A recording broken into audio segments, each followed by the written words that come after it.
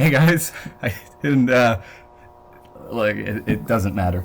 I need to clear the air. I was, gone for a while. Would you guys believe that I've spent all these years navigating this strange liminal space that's been warping my brain activity through subtle psychological triggers, pushing me to the brink of mental collapse? No, I didn't believe. Look, I got lazy. Whatever. What are you? Come here! I went to see the Backrooms, and what did I think? Well, this sucks.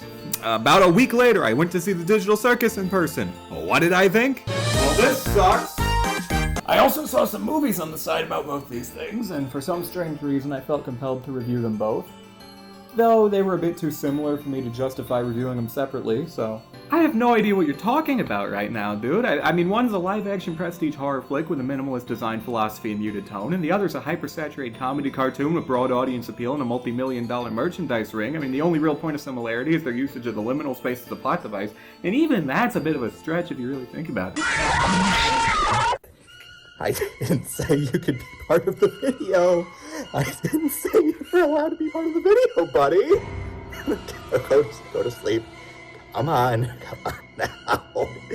You're done. You're done.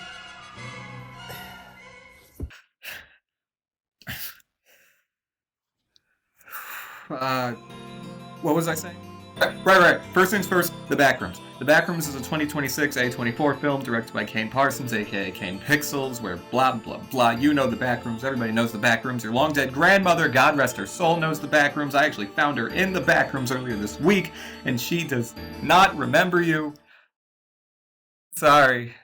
It's true. There's not much going on up here. Anywho, what did I think? I thought it was pretty great. It captures the terror of the Backrooms perfectly. The whole thing, front to back, feels like a strange dream you can't quite shake yourself out of. Even the scenes taking place in the real world have this air of surreality that puts you on edge.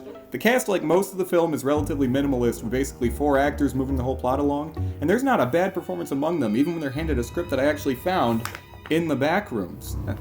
The folder half clipped into the wall. It was really weird, but I yanked the thing out, and there it was, right as rain, a horror movie manuscript that looked like the product of describing a horror movie script to someone who has never seen a horror movie and asking them to write it from scratch. That's the usual complaint people have, is that basically everything else, the acting, the cinematography, the set design, the world, the lore, the atmosphere, it's all essentially top-notch, but on occasion you begin to feel the writing fall flat, feel the dialogue not hitting as hard as you'd imagine the situation demands, and maybe that's part of the mundane horror of the Backrooms, or maybe it's Maybelline.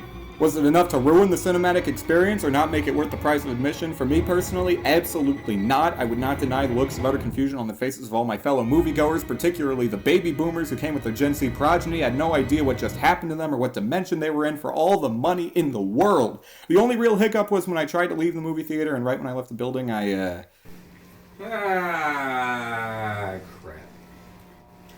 You know, I feel like I'm a good deal brighter than most of the folks who wind up here. I mean, this has low-income housing written all over it.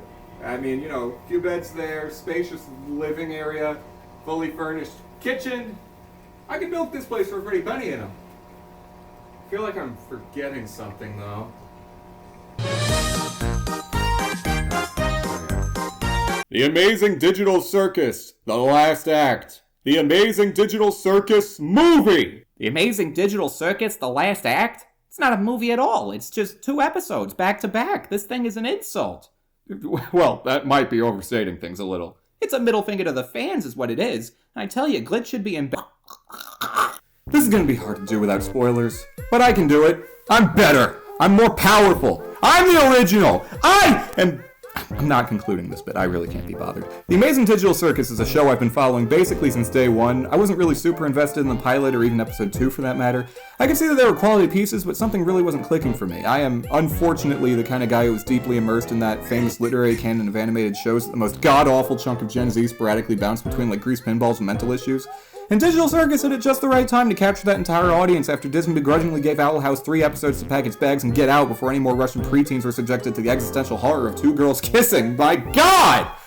The way I saw the show, I wasn't really frothing at the mouth to uncover the mystery of why they're trapped in the evil digital hellscape with Teeth Man and Soap Boy, but around the release of episode 3, I'll be real, I still wasn't feeling it. Until... Hold on. This is what the show's about. This is the show! Gooseworks might have shown her hand really early because it becomes apparent near instantly that this is the theme of the show in microcosm. It's discovering that you are in hell, the despair and agony overwhelming you, and realizing that hell is not other people, rather that other people are how you survive, allowing yourself to support others and be supported, to trust in others. Every interpersonal conflict from this point on is caused by lapses in trust, artificial barriers that humans put up as an involuntary defense mechanism, unwittingly condemning themselves to the fate that awaits everyone who self-isolates from this godforsaken VR game. Oh my god, the Evangelion promotional material makes sense! Did I know any of this at the time? No! I just knew the set piece was beautiful and that this show is probably going to be more character-centric than plot-heavy, that the main draw of this show is seeing if these neurotic 3D Blender character models can keep each other sane in the face of overwhelming candy-colored despair, and that was captivating. Fast forward multiple years, I'm hooked. Practically obsessed. I go into the theater, the finale happens to me, and now I'm here. Am I surprised, reeling from some shocking twist reveal that blew everything I knew about the Digital Circus out of the water? Does anyone ever say yes when they pose that kind of question? No! Without getting into spoilers, it seems like this finale is in every conceivable way the logical endpoint of this funny little experiment. In fact, the finale almost seems to go out of its way to illustrate how what happens is a foregone conclusion, that it never could have gone differently. Does it sound like a recipe for utter despair? A little bit, but we know Gooseworks, and we know this show. The themes have practically been telegraphed to us from the jump, so we also know exactly the message they want to get across. I'm not going to spoil any of the details of the finale, but you could easily, with an ounce or two of foresight, see which way the winds will blow. Personally, I'm incredibly glad I got to see it in theaters. It was pure, unadulterated joy to see this show through to its ending, and I could yap for years and not have said a fraction of what I think. I've lost gallons to that jester, and I'm not afraid to say it! Okay, so you have my thoughts. Now, why did I put them both in the same video? What is the connective tissue that binds the Backrooms to the circus? Is it the eldritch liminal location whose construction defies traditional logic, as if cobbled together by an entity that has seen our world and has chosen to emulate it without the human rationale that informs the purpose of such a space? Is it the strange beings who populate the fringes, approximations of human beings that don't quite meet the mark in strange, uncanny ways? Is it the sense of utter hopelessness they instill, driving human beings to the throes of insanity and turning them into violent, self-destructive parodies of what they once were? It's all of this. Kinda.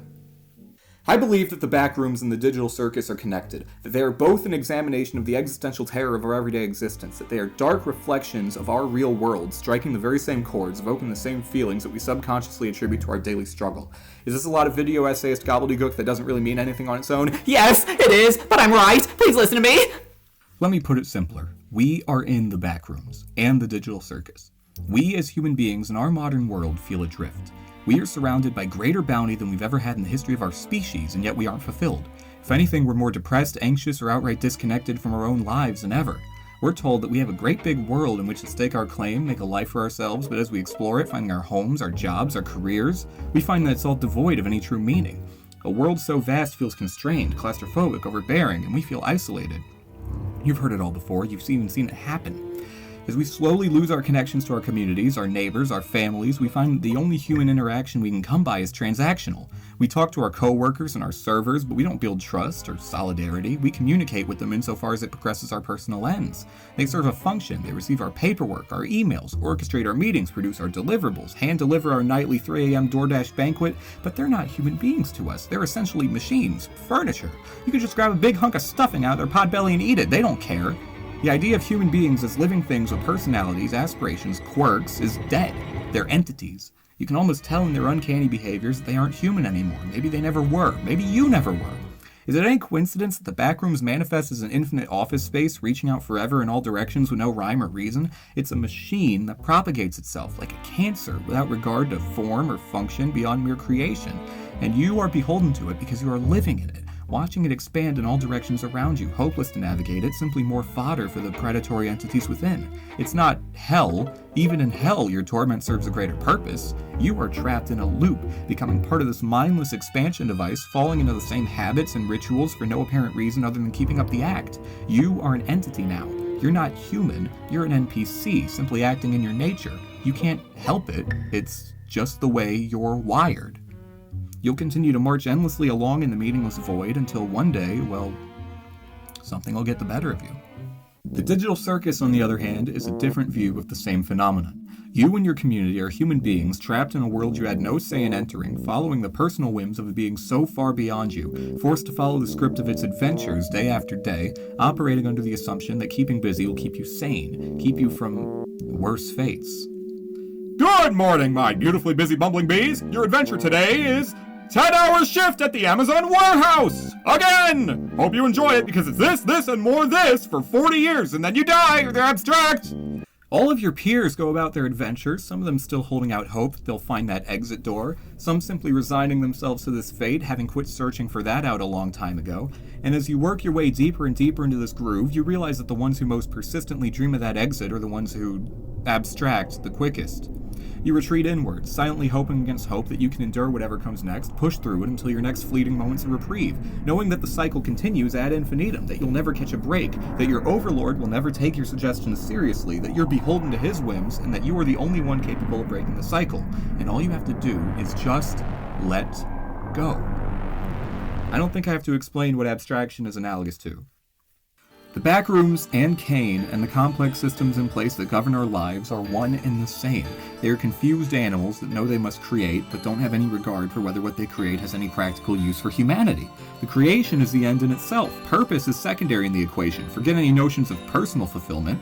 All they need is raw biomass to keep the wheels turning. And who is most victimized by these coldly cruel entities? The humans who still know what it's like to create with purpose. A failed architect, an aspiring film hobbyist, an author who writes therapy books, an artist with dreams of creating a manga-inspired webcomic, a tattoo artist/bartender with dreams of making their mark on the world, a programmer designing bleeding-edge artificial intelligence, a YouTuber. It's no coincidence that the Backrooms are viewed by many as a direct analog for artificial intelligence in the way that it detects patterns in real-world creative works and makes shoddy, soulless copies, and then copies those copies in this recursive death spiral until it spits out something uncanny, something that looks man-made on its surface, but once you take in the details, you find that things don't quite make sense. Not to mention the final picture looks utterly tasteless and devoid of sauce! I mean, Kane is blatantly an AI, and his creations follow roughly the same form. And the subjects of eternal torment are always the human creatives whose talent and raw fervor are dashed by an indifferent system that sees greater value in the weight of their flesh than the content of their spirit. We're painting a clear picture here. In pursuit of infinite growth, without regard for the quality of human life, we become complicit in a system that speedruns ego death, breeds isolation not only from your fellow man, but from the fruits of your own creative expenditure, and extracts all sense of purpose from our lives. With that, what's to be done about it? I don't know, cry? It's a bleak picture. But also, we've already discussed what both programs prescribe to curb such loss of humanity in an environment designed to destroy the individual. Paradoxically, the answer to saving individuality lies in community. The ones who are fully consumed first by the Backrooms are the ones without genuine human connection, the ones who eagerly use others as mere means to their own ends, the ones who cast aside their humanity in the pursuit of further traversing the infinite void. In Circus Town, the key to survival is being able to accept the help of others, and to extend that help whenever you can. The ones who self-isolate or feed into the notion that becoming part of the machine is an inevitability are the ones who end up abstracting. Our humanity is fragile, the forces of entropy eating away constantly at our very souls, yet we can and will survive so long as we can create true ties to our fellow humans. Family, friends, found family, roommates, peers, colleagues, classmates, each and every one of them is in need of that connection, that support. The Eldritch Horrors want you alone because they know that is you at your weakest. They want you cut off from the billions of fellow shaved chimpanzees you share this planet with because they know that only then do they have so much as a chance of getting you to succumb to the forces of darkness. Apes together strong! I'm sorry. I think something got the better of me there. I don't sound crazy to you, do I? I just... Yep. Yeah, I'm glad. Look, it's just media analysis, you know, it brings something out of people. It gets people emotional, you know? I don't know why you're looking at me like that, and it's really starting to freak me out. You know, you haven't even touched your, I don't actually know what that is. I have no inkling. You have to leave early. Right, yeah. You're free to go. Look, what kind of gentleman would I be if I didn't, you know, help? Hey, I'm basically like halfway out, my butt's in the air. Like, it'd be weird if I'm up and then it's like you're up and then I sit back down and you're basically walking. Look, don't make this weird. Please don't make this weird. I'm gonna come. I'm gonna be helpful. Look at how helpful I am.